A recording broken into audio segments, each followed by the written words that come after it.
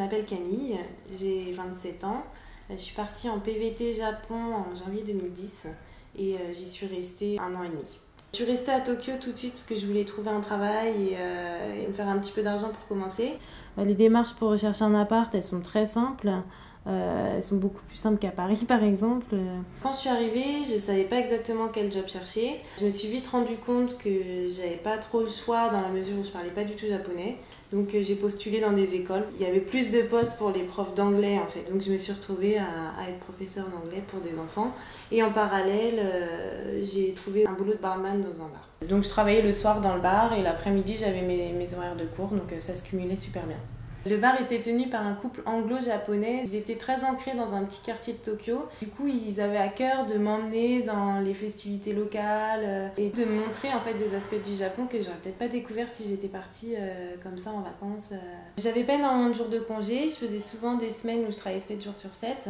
Je m'arrangeais souvent pour avoir plusieurs jours d'affilée pour pouvoir partir à droite à gauche. Ça dépassait pas les 3 jours, mais parce que c'est trop compliqué d'avoir plus de 3 jours d'affilée de congé au Japon. Assez vite, je suis partie à Kyoto en premier lieu parce que c'est la région que je voulais découvrir absolument. Je suis allée à Nikko qui se trouve au nord de Tokyo, qui est une montagne avec un ensemble de temples juste magnifique, un cimetière de samouraïs et tout. C'était vraiment chouette. À Kamakura, sur le mont Takao.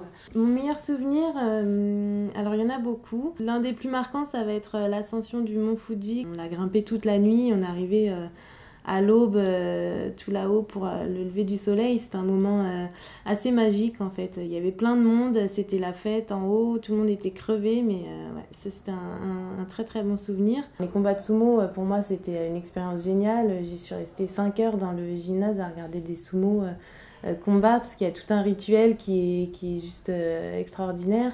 Les cerisiers en fleurs, c'est aussi une période complètement magique au Japon où tous les Japonais sortent, ils vont tous pique-niquer, ils sont super contents. Les karaokés, j'en ai fait des dizaines et des dizaines toute la nuit avec mes amis japonais. J'ai chanté des chansons en japonais que en plus j'écoute pas parce que j'aime pas trop ce genre de musique. Voilà, j'ai tout un tas de souvenirs que j'ai ramenés avec moi et qui reflète complètement le Japon qu'on imagine.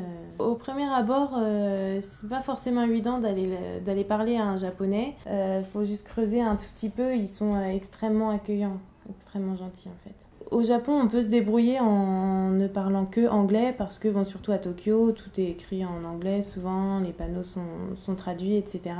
Par contre, pour pouvoir s'intégrer beaucoup mieux dans la vie sociale, etc., moi j'avais vraiment à cœur d'apprendre le japonais. Je me suis acheté plein de bouquins et j'ai potassé.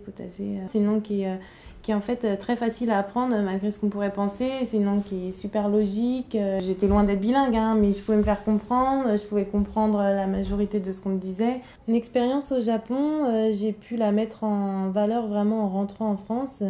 Aujourd'hui, je travaille dans une agence de voyage qui est spécialisée sur les voyages sur mesure au Japon. Ça s'est goupillé vraiment très très bien pour moi, mais ma démarche initiale de partir au Japon n'a pas du tout été guidée par une envie professionnelle quelconque. Et est-ce que tu peux souhaiter bon courage aux futurs partants en japonais ?